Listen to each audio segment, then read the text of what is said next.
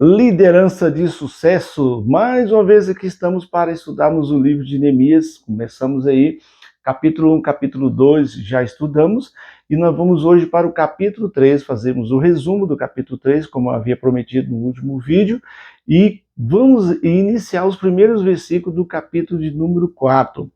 O capítulo de número 2, ali, nós vimos que Neemias chega em Jerusalém, a partir do versículo 11, e ele, durante 3 dias, estava ali andando ao redor de Jerusalém, juntamente com um grupo de homens, observando a situação, como estavam as casas, como estavam as pessoas, como estavam os muros, certo? Porque o foco de Neemias era os muros, mas ele ia depender também das pessoas, né? E aí Neemias vai, durante 3 dias anda e não fala nada. Após 3 dias ele pega, fala para as pessoas e fala, vamos reconstruir o muro. Ele desafia aí as pessoas, ele desafia, né, as pessoas a reconstruir o muro. No versículo 17, ele fala, olha, nós estamos em miséria, precisamos reformar esses muros. E o capítulo 3 mostra que, na prática, certo, algo fantástico. Nós vamos ver no capítulo 3, como eu falei, é só um resumo do capítulo 3, ele vai falar aí de unidade, vai falar de foco, de determinação, de ter um só alvo, um só propósito, um só objetivo. Quando nós temos o nosso alvo, quando nós temos o nosso propósito, as coisas acontecem. Há algo interessante também. No coração de Neemias, Neemias tinha convicção que Deus estava com ele. É outra coisa importante aqui. Tanto que Neemias influenciou as pessoas. A Bíblia não fala quanto tempo Neemias demorou para começar a construção aí dos muros, tá? A reformar, ou melhor dizendo, não construir, mas reformar. Uma parte ele teve que construir, mas reformar os muros, tá? Então Neemias aqui gerou no coração dessas pessoas algo que nós vamos ver no capítulo 3, que foram 40 grupos de família, 40 grupos de família para reconstruir os muros. Se você for ler o capítulo 3 todo, vocês vão ver aí 40 grupos de família. E uma estratégia muito boa que Neemias fez foi fazer com que cada família reconstruísse, reformasse a parte do muro em frente à sua casa. Isso aqui tem algo interessante, uma lição muito importante a sermos observados.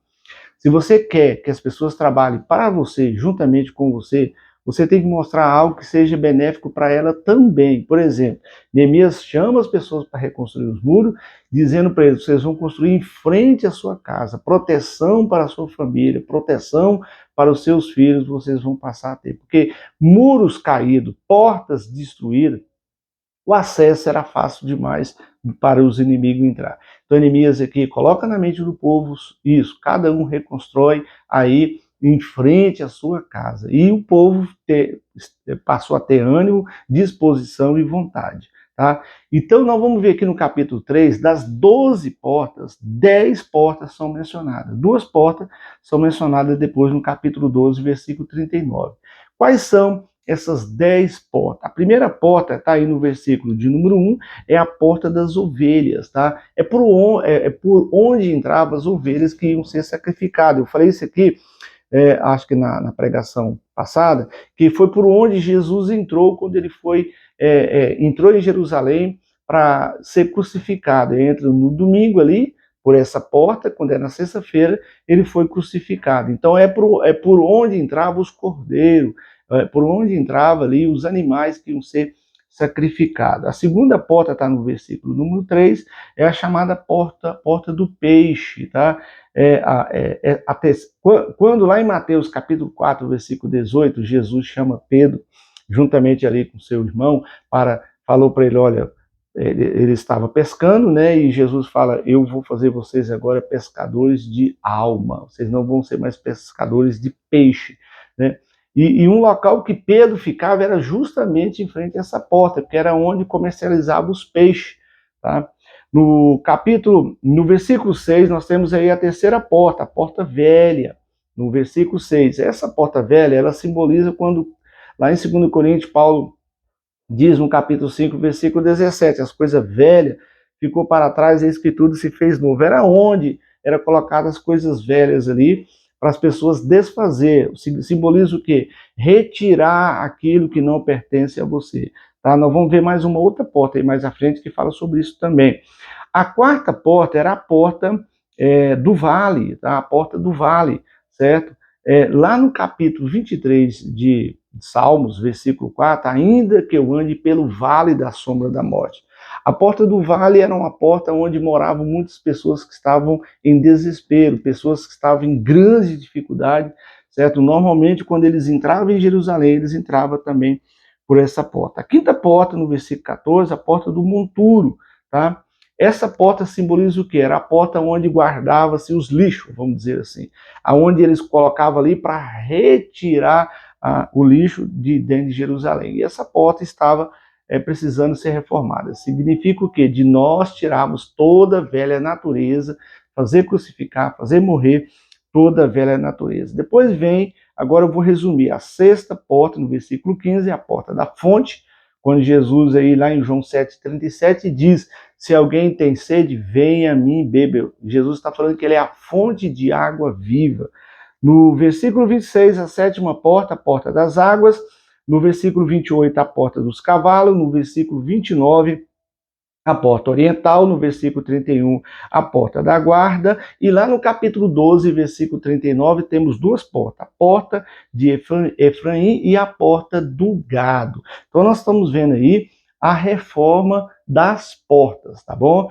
Então foram 10 portas aqui no capítulo 3 e 2 portas no capítulo de número 12, tá? Então nós vamos aí para o capítulo 4, versículo 1, onde nós vamos ver aqui o povo, de fato, ali reconstruindo agora os muros, tá? Só que um detalhe importante, sempre que você se levanta para fazer algo benéfico para a sociedade, vai ter oposição. Sempre que você se levanta para ajudar alguém, vai ter oposição. Sempre que você quer fazer algo de melhor para você, para a sua vida, vai ter oposição. Sempre teremos. E nós não podemos olhar a oposição. Vamos ler aqui, daqui a pouquinho. Eu quero que você observe a forma como as pessoas, os rivais, os concorrentes, ou aquelas pessoas que não querem que a obra seja feita, como eles falam, como eles dizem. Tá? Olha só, capítulo 4, versículo 1. Tendo Sambalate ouvido que edificávamos o muro, ardeu em ira. Quem é Sambalate? É um dos líderes ali do povo, governador de Samaria, ou do samaritano. Ele vem, fica irado, porque vê que o povo está reconstruindo. Ele vê aqui que o povo não está brincando. Porque provavelmente pode ter acontecido de muitas pessoas ter aparecido em Jerusalém e ter se manifestado em querer reconstruir, porém nem começou. A Bíblia não menciona sobre outra pessoa que se dispôs a reconstruir os muros, somente Neemias. E diz aí que Sambalá estava irado, né? Porque ouviu que o povo estava edificando o muro. Querido ouvinte, existem pessoas próximas de você, pessoas que têm acesso a você, e aqui Sambalá, juntamente com Tobias, vai ter acesso às pessoas, vai lá para poder tentar desanimar, desmotivar, desfocar, fazer com que o foco mude, porque como que o inimigo trabalha? Ele trabalha através de seta na nossa cabeça. A vitória e a derrota, ela está aqui, ó. Você é vitorioso aqui ou você é um derrotado aqui? Você é mais do que vencedor aqui ou você é fracassado aqui? Começa tudo na nossa mente. E é por isso que eles vêm usando o que? Argumento. Olha só, tendo Sambalá ouvido que edificava um muro, ardeu em ira e se indignou muito. Indignou muito. Então, ele começa agora a entrar em contato com as pessoas. Um detalhe importante. As pessoas que não querem nos ver crescer, como que elas fazem? Ela começa observando aqueles que estão mais dispersos. Assim como o predador, o leão, quando vai, né, a atingir ali, né, devorar ali a sua presa, né, tá lá o rebanho e ele observa quem? Aquele que está mais distante, aquele que que não está dentro do grupo, porque ele sabe que se ele for lá no meio, ele não tem condições, é perigoso ele ser morto. Então ele pega aquele que está mais pro lado de fora, aquele que está mais desanimado, desmotivado. E se você que está me assistindo agora, sabe de algo na sua família, vamos imaginar os muros da sua família, ou os muros da sua igreja, ou os muros da sua própria cidade. O que são os muros da sua cidade? É aquele que você vê que é necessário melhorar na sua cidade, ou na sua família, como eu falei, ou na igreja. Então, as pessoas que estão se levantando contra, ela começa a observar aqueles que estão desanimados para desanimar mais ainda, para desmotivar mais ainda. Porque ele sabe que qualquer palavra desanimadora, qualquer palavra que manda parar, é o que o povo quer. Porque o povo não quer trabalhar. Eu estou falando aquele grupo que está mais disperso, aquele grupo que está mais desanimado. Uma pessoa animada, ativa, ela não tem tempo para desanimar. Ela não tem tempo para ficar observando os obstáculos. O foco dela é só aquele ali, ó. O foco dela é somente aquele ali. E nós precisamos ter isso na nossa mente, termos foco.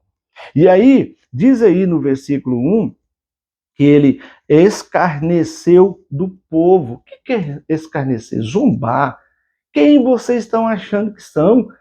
Vocês não dão conta de nada, não, certo? Vocês não fazem nada perfeito.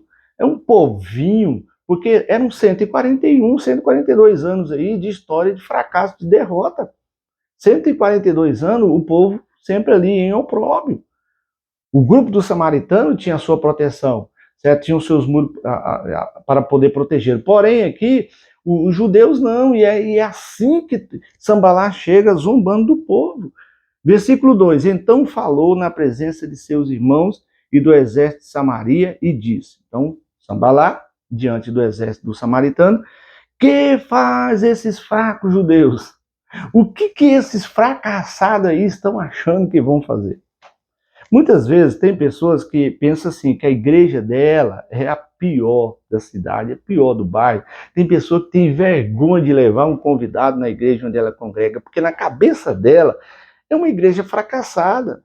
Tem pessoas que têm vergonha da sua família, achando que a mãe... Tem pessoas que têm vergonha de mãe e pai, principalmente quando são pessoas que não são tão voltadas para a parte intelectual, não é verdade? Ou, né, são muito simples ou humildes, podemos dizer assim. Tem pessoas que têm vergonha.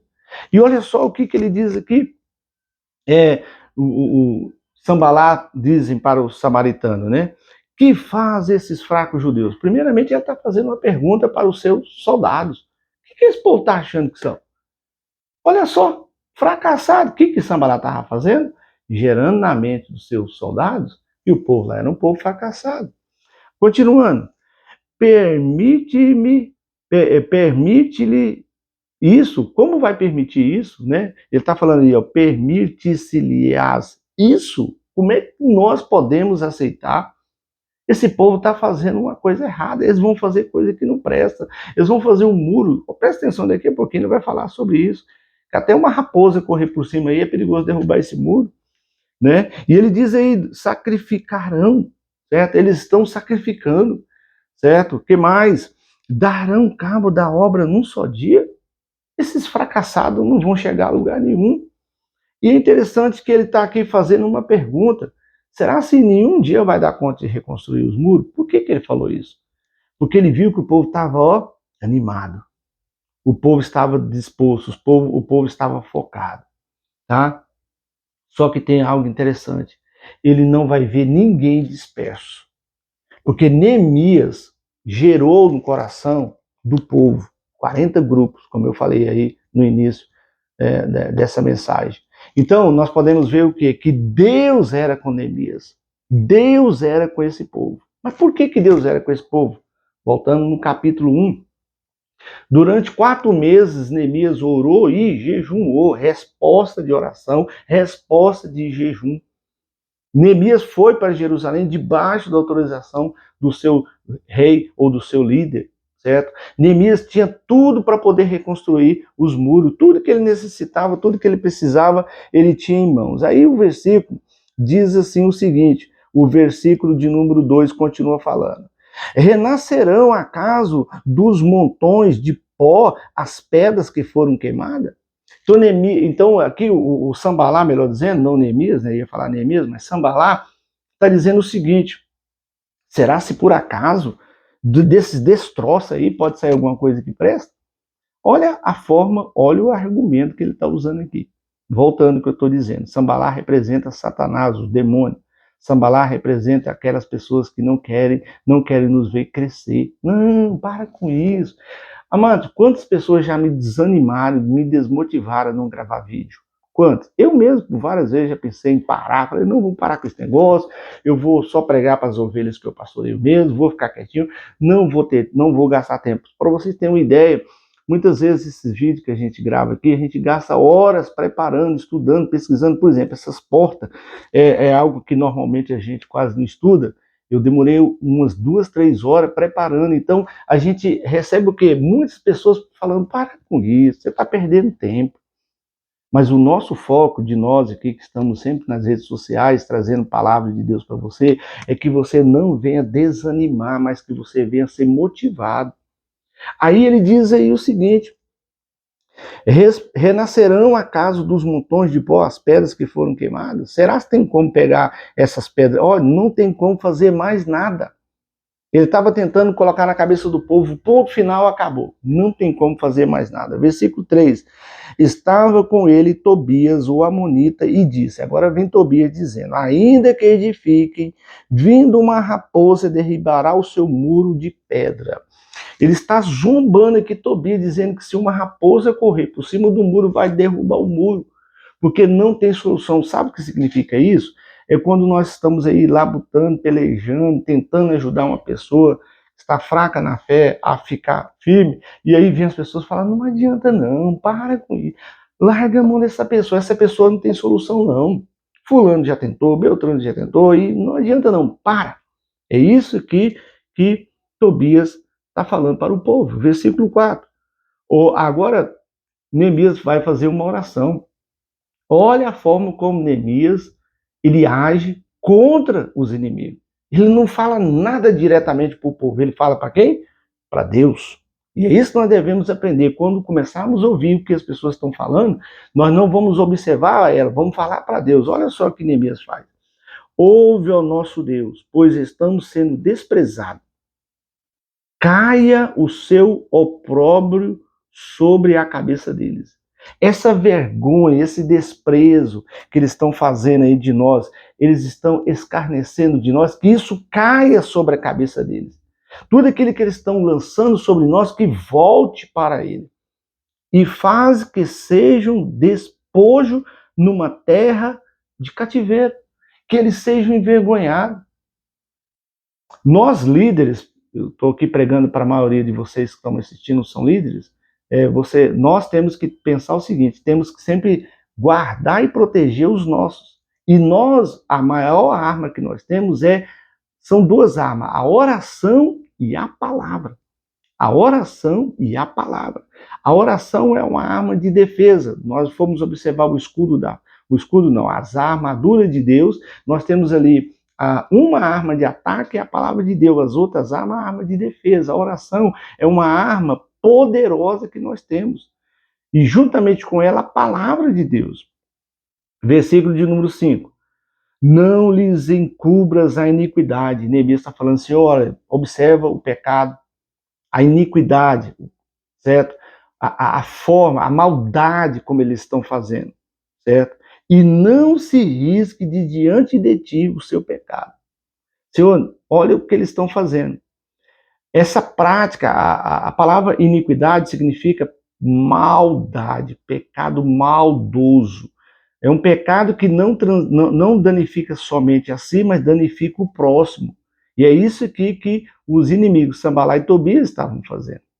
E ele diz aqui também, não risque, ou não encubras a iniquidade, não risque de diante de ti o seu pecado, pois te provocaram a ira na presença dos que edificam.